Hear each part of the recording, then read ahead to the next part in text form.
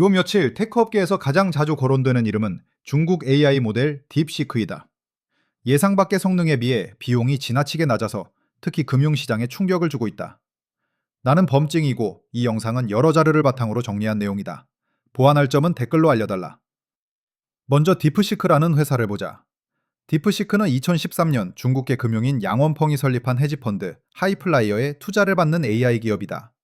광둥 출신인 그는 어릴 때부터 기술에 밝았고 데이터와 AI로 투자 정확도를 극대화한다는 목표를 평생 붙들고 살아온 사람이다. 그가 가진 신념은 단순하다. AI의 진짜 힘은 알고리즘에 있다. 돈을 들여 슈퍼컴퓨터를 사기보다 구조와 설계를 혁신하면 더 싸고 더 똑똑한 모델을 만들 수 있다. 그래서 딥시크는 출발부터 저비용 고효율 AI를 전략의 중심에 놓는다. 2023년 5월 그는 AI 잠재력이 예상보다 크다고 판단해 아예 딥시크를 하이플라이어에서 분리, 독립회사로 만든다. 목표는 범용 인공지능 AGI. 초기 연구개발 자금으로 하이플라이어 돈 800만 달러가 들어간다. 인력 전략도 독특하다. 미국 빅테크 출신 초고연봉 인재 대신 중국 3위권 대학의 박사급 연구자를 직접 스카우트했다. 이 덕분에 단기 수입보다 알고리즘 모델 연구에 집중할 수 있었고 바이두, 알리바바, 바이트댄스 같은 중국 빅테크 자본도 받지 않아 하이플라이어 자금에 기대 의사결정의 독립성도 어느 정도 유지했다. 포브스에 따르면 딥시크는 AMD와 손잡고 AMD 인스틱트 GPU와 로시엠 스택으로 모델을 학습한다. 엔비디아 의존도를 일부러 낮춘 구조다.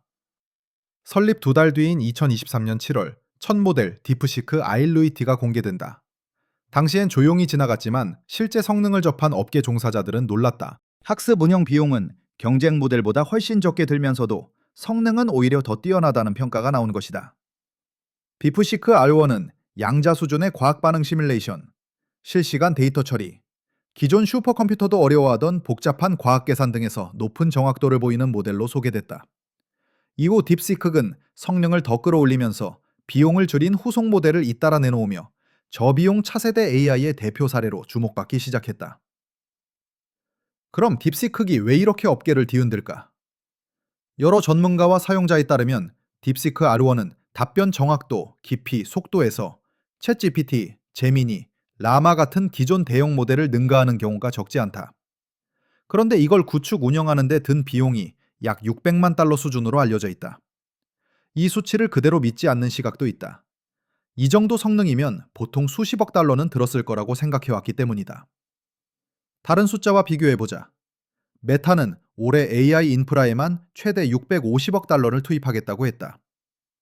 오픈 AI와 소프트뱅크는 향후 4년간 5천억 달러 규모의 AI 투자 계획을 발표한 상태다. 반면 딥시크는 수백만 달러로 경쟁 구도에 진입했다고 주장한다. 이 극단적인 대비는 자연스럽게 질문을 던진다. 오픈 AI, 엔비디아, 구글, MS, 메타 같은 미국 빅테크의 돈 퍼붓기 전략은 과연 효율적인가? 딥시크 같은 플레이어와 협력해 더 싸고 가벼운 AI 구조를 짜는 편이 합리적인 건 아닌가? 현실적으로는 쉽지 않다. 미국 정부가 중국의 고성능 AI 칩 접근을 강하게 막고 있기 때문이다. 하지만 바로 이 제약 때문에 미국 기업들의 AI 전략 자체를 재검토해야 한다는 목소리가 커지고 있다. 기술 측면에서 대략 5가지 시사점을 뽑을 수 있다. 첫째, 혁신의 방향이다. 미국의 AI 칩 수출 제한은 딥시크 엔지니어들에게 적은 자원으로 성과를 내라는 압박으로 작용했다. 그 결과 비싼 하드웨어 없이도 강력한 AI를 만들 수 있다는 사례가 나타났다. 인텔 전 CEO 팻 게싱어가 도널드 커누스를 만났을 때 커누스가 했다는 말이 있다. 나는 제약과 압박이 클 때 가장 좋은 성과를 냅니다. 딥시크는 이 말을 실제 기술로 증명한 셈이다. 자원이 아니라 구조와 설계가 창의를 결정한다는 사실을 중국이 몸으로 보여준 것이다. 둘째, 가격과 인프라 문제다. 딥시크는 단순히 똑똑한 AI 하나를 넘어 중국이 더 싸고 더 많이 더 빨리 AI를 양산할 수 있는 생산 능력을 상징한다. 과거 x86, 와이파이, 리눅스 같은 개방형 생태계가 IT 대중화를 이끌었듯 AI도 개방 저비용 쪽으로 흐를 가능성이 크다. 그렇게 되면 AI 접근성은 높아지고 전력 비용 부담은 줄며 활용 영역은 넓어진다. 단위당 비용이 낮아지는 만큼 전체 계산 수요는 오히려 더 빨리 불어날 수도 있다. 셋째, 수인 모델 문제다. 지금 빅테크는 초거대 모델을 만들고 그 접근권을 구독, API로 파는 방식으로 돈을 번다. 이 구조는 독점 이윤을 뽑는 데는 효과적이지만 혁신 속도와 사용자 피드백 반영에는 한계가 있다. 딥시크 같은 고성능 오픈소스 저비용 모델이 늘어나면 비싼 폐쇄형 모델 프리미엄은 줄어든다. 결국 빅테크는 비즈니스 모델 자체를 재설계해야 할 가능성이 커진다. 넷째, 투자 트렌드다. 1990년대 이미지 인식 AI는 시장에서 제대로 평가받지 못했고 투자도 거의 없었다. 챗 GPT 등장 이후에야 자금이 폭발적으로 몰렸고 그 뒤를 제미니 등 여러 모델이 따라갔다. 딥시크는 이 과열된 흐름을 한 번 더 자극하면서도 동시에 묻는다. 오픈소스, 저비용 모델로도 이 정도 효율이 나오는데 굳이 초고가 폐쇄형 모델에만 베팅해야 하나? 앞으로 투자자들이 AI 투자를 훨씬 까다롭게 볼 수밖에 없는 이유다. 다섯째, 심리다. 딥시크 발표가 있었던 1월 27일, 엔비디아 주가는 하루 만에 20% 넘게 떨어졌다. 앞으로 비싼 고성능 AI 칩이 예전만큼 안 팔릴 수도 있고 지금 주가는 거품일 수 있다. 진짜 게임 체인저는 엔비디아가 아니라 딥시크 같은 쪽일 수 있다는 두려움이 반영된 것이다. 미국이 여전히 기술 선두인 건 맞지만 딥시크는 AI에서 미국의 영구 독주가 가능하냐는 의문을 본격적으로 제기한 첫 중국발 신호라 볼 수 있다. 물론 중국이 장기전에서 앞서려면 구글 오픈 AI, MS급 데이터 인프라와 데이터 센터를 대거 구축해야 한다. 미 정부의 규제 제재는 여전히 가장 큰 리스크다. 그럼에도 이런 제약이 딥시크 같은 창의적인 AI 스타트업 등장까지 막지는 못하고 있다. 딥시크의 파급력을 확인하려면 미국 증시, 특히 기술주를 보면 된다. 투자자들은 이렇게 싼 AI가 나오면 엔비디아, 구글 같은 기존 강자들의 지배력과 수익성이 흔들리는 것 아니냐는 불안을 키우는 중이다. 딥시크 이슈 직후 엔비디아와 협력해온 대형 IT 기업들의 주가도 함께 급락했다. 하루 만에 엔비디아 시가총액은 수백조 원이 증발했고 나스닥 100 기술지수는 3% 넘게 빠지며 미국 증시에서만 1조 달러 이상이 날아갔다. 블룸버그 억만장자 지수 상위 500명의 자산 상당 부분이 기술주와 연결돼 있는 만큼 타격은 초부자들에게 먼저 나타났다. 한국도 여파를 피하지 못했다. 마침 국내 증시는 설 연휴로 문을 닫아 있었지만 개장 직후 기술주가 크게 흔들렸다. 특히 2024년 들어 엔비디아 AI 기대감에 힘입어 주가가 2배 가까이 올랐던 대형 IT 플랫폼주가 직격탄을 맞았다. 한 국내 증권사 리포트는 이번 사태를 위기라기보다 미국 기술주 고평가를 자각하게 만든 따기에 가깝다고 분석한다. 미 증시 시가총액의 절반 가까이가 기술주인데 최근 가장 많이 팔리는 것도 기술주다. 금융에너지든 다른 섹터는 비교적 견조하지만 기술주는 기업 실적보다 주가가 훨씬 빨리 올라와 있었기 때문이다. 이제 새로운 사이클이 시작된다. 기술주는 거품 구간에서 크게 조정을 받은 뒤 밸류에이션이 현실적으로 내려오면 다시 매수세가 붙고 또 일정 수준까지 고평가가 쌓였다가 다시 조정을 겪는 패턴을 반복해왔다.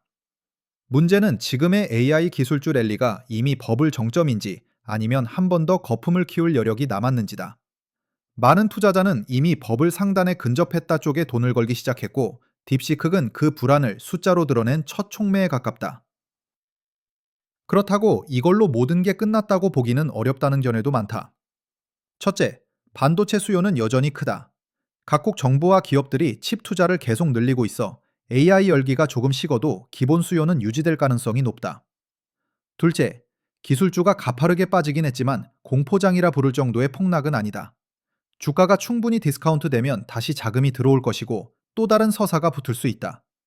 또 코스피에서 IT 비중은 생각보다 높지 않아 한국 증시 전체가 시스템 위기에 빠지는 구조는 아니라는 분석이 우세하다. 그렇다고 딥시크 충격이 가벼운 사건이라는 뜻은 아니다.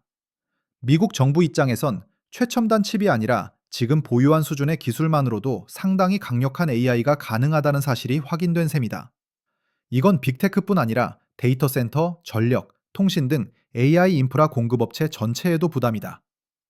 예를 들어 데이터 센터 전력 솔루션을 공급하던 CMN 에너지 주가는 하루에 20% 떨어졌다.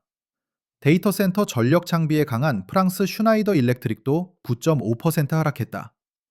같은 충격을 두고 업종 기업별 반응이 크게 엇갈린 것이다. 반대로 애플처럼 AI 레이스 의존도가 상대적으로 낮은 회사는 오히려 3.3% 올랐다. 투자자들이 변동성이 낮은 피난처를 찾으면서 존슨앤존슨, 코카콜라, 제너럴 밀스 같은 소비재 대형주로 자금이 이동했다. AI 여팡이 어떻게 흔들리든 이런 기업들은 타격이 상대적으로 적을 거라는 판단이다. 빅테크 에셋 매니지먼트의 전략가 루카 파올리니는 AI 랠리가 생각보다 취약할 수 있다고 경고한다. 미국이 AI에서 영원히 선두를 유지한다는 전제가 깔린 채 형성된 거품일 수 있다는 것이다. 디프시크 등장으로 미국 IT 기업들의 기존 비즈니스 모델 수익성이 앞으로도 유지 가능한지에 대한 질문이 본격적으로 터져나왔다. 반면 모든 분석이 비관적인 건 아니다. 일부 애널리스트는 디프시크 같은 초저가 AI 모델이 위협이 아니라 오히려 시장 확장 요인이 될 수 있다고 본다. 반도체가 그랬다. 단가가 떨어질수록 더 많은 제품과 산업에서 쓰이면서 오히려 시장 전체는 수십 년간 폭발적으로 성장했다. AI도 비슷한 경로를 밟을 수 있다는 해석이다. 딥시크의 도전이 결국 미국 테크 산업의 혁신과 체질 개선을 강제하고 장기적으로는 생태계를 더 크게 키울 수 있다는 관점이다. 이제 시선을 앞으로 돌려보자. 2024년 미국 증시는 기술주가 경인했고 글로벌 자금도 미국 IT 섹터에 집중됐다. 그런데 딥시크는 대형 자산운용사들이 이익을 실현하고 자금을 다른 지역, 섹터로 옮길 명분이 될 수 있다. 그 대상에는 한국 같은 신흥, 중간 규모 시장도 포함된다. 게다가 미국과 다른 국가들 간 금리 격차도 줄어들고 있어 자금 이동을 더 자극한다. 딥시크는 어디까지나 촉매일 뿐 근본 원인은 과도한 밸류에이션과 금리 정책 환경 변화에 더 가깝다. 1월 31일 도널드 트럼프 대통령은 백악관에서 엔비디아 CEO 젠슨 황을 불러 딥시크 문제를 논의했다. 로이터에 따르면 회동 핵심 의제 중 하나는 미국의 AI 칩 수출 규제를 더 강화할지 여부였다. 트럼프가 던진 질문은 단순하다. 딥시크 수준의 AI가 가능하다면 미국 기업들이 굳이 천문학적 비용을 들여 초고가 AI를 만들 필요가 있느냐는 것이다. 회의 후 트럼프는 대화는 잘 됐다 정도만 언급했고 구체적 내용은 공개하지 않았다. 엔비디아 역시 백악관에서 반도체 AI 정책을 논의했다고만 확인했다. 미국 입장에서는 중국이 AI 격차를 빠르게 좁히는 가운데 딥시키 자국 안보 산업 구조에 어떤 파장을 줄지 계산하지 않을 수 없다. 2025년 2월 5일 중국 증시는 설 연휴 이후 처음으로 문을 열었다. 하지만 개장 전부터 시장 위에 두 가지 변수부터 드리워져 있었다. 하나는 AI 스타트업 딥시크의 급부상, 다른 하나는 미중 무역 갈등 재점화다. 트럼프 행정부는 중국산 수입품 전반에 10% 관세를 추가 부과하기로 했다. 베이징은 곧바로 2월 4일 보복 조치를 내놨다. 미국산 석탄, LNG에 15% 관세, 원유, 농기계, 픽업트럭, 고배출 차량에 10% 관세를 물리겠다고 발표한 것이다. 동시에 무기 반도체 제조에 필수적인 전략 광물, 예를 들어 붕소, 루타일 같은 자원에 대한 수출 통제를 예고했고, 이를 세계 무역기구 WTO에 회부하겠다고 공식 선언했다. 무역 전쟁과 AI 패권 경쟁이 겹치면서 딥시크라는 스타트업이 촉발한 파장은 기술 산업을 넘어 지정학 전체로 번지고 있다. 긴장은 더 높아질 여지도 있다. 중국이 미국 내 합성 마약 펜타닐 유통을 제대로 막지 못하면 트럼프가 대중 관세를 계속 큰 폭으로 올리겠다고 공언했기 때문이다. 미국 관세 인상은 중국 수출을 정면으로 때리고 이에 대한 중국의 보복 강도 역시 커질 수밖에 없다. CGS 인터내셔널 애널리스트 에디스 첸은 트럼프식 관세가 미국 인플레이션 압력을 키워 연준의 금리 인하를 늦출 수 있다고 본다. 그럼에도 상하이 종합지수는 연초 거래에서 상승을 기록했다. 시장이 정면 충돌뿐 아니라 협상 가능성에도 어느 정도 베팅하고 있는 셈이다. 트럼프가 쓸 수 있는 카드는 여전히 많다. 중국에 대한 영구 정상무역관계 PNTR을 끊거나 일기 때 7.5에서 25%였던 대중관세를 최대 60%까지 올리는 시나리오도 거론된다. 이 경우 중국 경제 리스크는 커지고 중국의 생산 기지를 둔 미국 기업에도 부담이 된다. 공급망, 소비자 물가, 글로벌 성장률까지 줄줄이 영향을 받을 수 있다. 결국 딥시크는 글로벌 AI 권력 지형을 흔드는 새로운 변수로 떠올랐다. 중국 인공지능의 도약이자 전 세계 빅테크에게 날아든 경고장이다. 더 싸고 더 효율적이고 확장성까지 뛰어난 모델이 꼭 초대형 예산의 공룡 기업에서만 나오는 건 아니다. 딥시크는 이 사실을 실제 성과로 증명했다. 이 한 스타트업의 등장은 AI 산업을 넘어 금융시장, 공급망, 통상정책 전반으로 파장을 넓혀가고 있다. 여기까지 딥시크와 그 파장을 정리해봤다. 범증이었다. 또 보자.